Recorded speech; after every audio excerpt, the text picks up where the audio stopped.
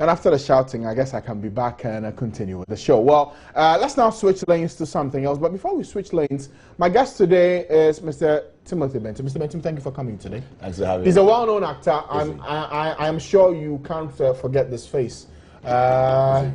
Many movies, I can't even remember which one. I can't either. And it reminds me of what he said a few minutes ago here on the show. We sang our school anthems before the break. Yeah. Sing us yours. Which school did you go to? I did 5 schools before A-level. I don't know. Okay, so pick one. I can't remember any. Pick one. I can't remember any. You went to 5, I think secondary six, schools. Six. And yes, you can't remember one school anthem. I did drugs for 12 years. You did what? I did drugs for 12 years. 12 years. My secondary school days were all very swamped in a lot of. Okay, mention just 2 of those schools. I go Pest School, I go Wesley Grammar, I go St. You don't know that one. It's in Enum Secondary School. Enum. I go, you know Enum. Enum. I go. Can't even remember the schools. Goodness. Anyway, let's leave it there. So you can't give us. Like 5. Okay, give me your high school memory. Any of those times when you did something crazy. Good or bad? Bad. Let's start with the bad. Bad cells. Bad, yeah. Well, okay, so we have colored. You're not supposed to take colored stuff to school. You know, you always wear prescribed uniforms. So I masters will come and seize everything that's not prescribed. And then I went into the headmaster's office through the back window and got my stuff out of the lot.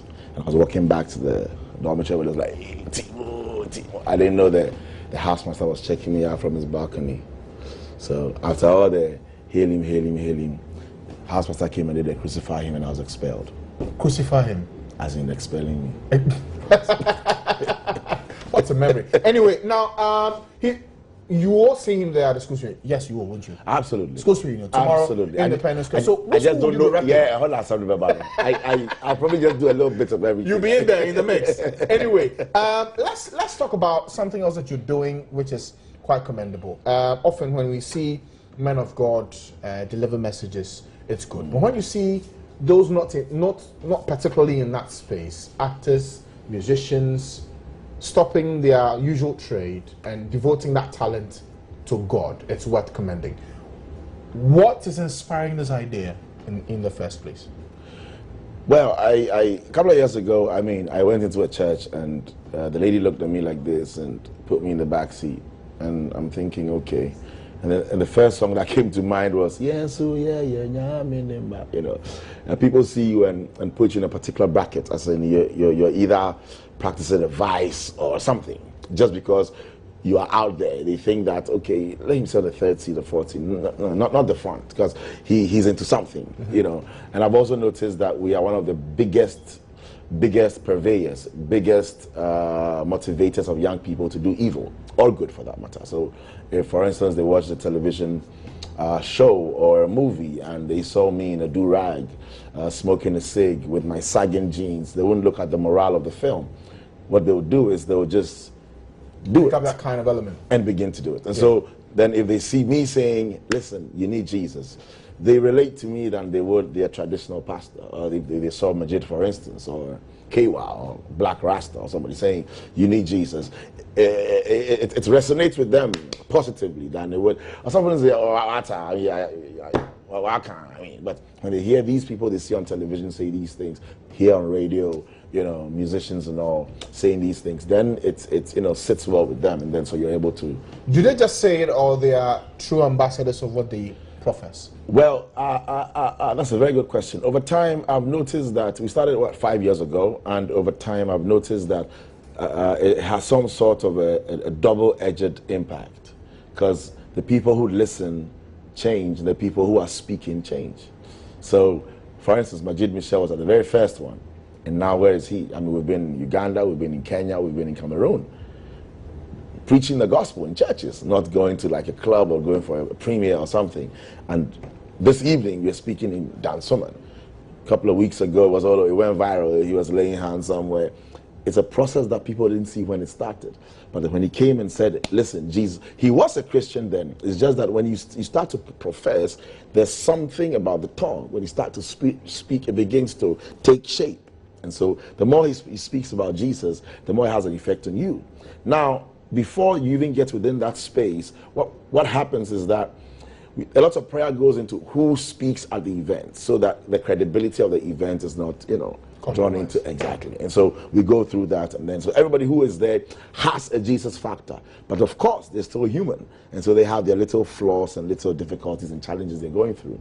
But then if you look at everybody else, put all of them in the same fray, you'd find that these people have at least a little bit of reputation to boast about. So it's not just people who are perfect, it's not just people who are always having scandals, it's people who have Jesus but have their own issues, and we pray that as they come through the events, it takes them through the mill and brings them out better than they started. So the plan here is to evangelize, and whichever kind of personality you are, the idea is for you to first come to know Jesus Christ. That's right.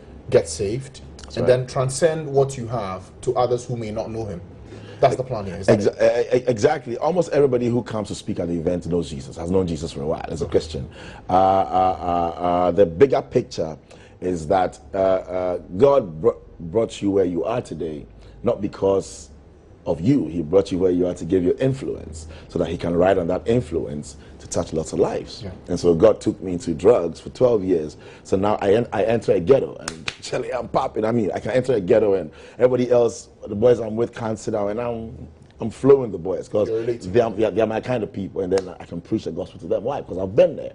And then so the influence I have in that particular regard, in that department, I can now bring the Jesus to bear on that kind of influence. And that's what God has done for all of us. The fruit is there, but there's the seed. The fruit is what you're doing now, but the seed is Jesus. The fruit is what everybody sees. The seed is what's inside of you. That's Jesus that should touch people. So people see you as a TV presenter. That's the fruit. But the seed inside of you is Jesus Christ. And so the seed is what brings the multiplication. So you speak to people about the seed. The fruit is there. People would enjoy it. But the seed is what's really, really what you are about. Okay. Yes. Okay. Yes. Now, you've done this for how many years? 5 years. 5 years. Now, how many people have you been able to move from the point of not knowing Christ to getting saved and living the right life? Well, because we're not a church, we at every event we take people, get them saved, and give them to the church, and we play a supervisory role. To which church? Whatever, it's a neighborhood evangelism tour. So we go from church to church. So we've been at ICGC, we've been at Perez, Trinity Baptist, Tesla Baptist, Apostolic. So we go around, and then we, work with the church. And so we give the souls to the church, and then we play a supervisory role as to how they're doing. You go and check on them. And so we're hitting about a little above 1,000 people who have given their lives to Christ and doing very well. I met a young man a couple of weeks ago at the Give It Up concert, and he said to me, I was one of the people 3 years ago who gave their lives, and now I'm organizing evangelism services, worship nights, and people are giving their lives to Christ, and that's awesome. Okay. Now, often with initiatives like this, the easy pushback is that, is this something that the church is supposed to be doing that is not? That you've seen that has to be done, that you're using your talent to fill that gap? Is that what it is? Well, I think that that would be not a very appropriate thing to say. The fathers have reasons for doing their stuff, and for us, I think that every Christian's basic responsibility is to evangelize, regardless where you are or who you are, as long as you're a Christian. That is why I won't say my name, I'm Evangelist Timothy Bentum, because it's like saying I am male Timothy Bentum.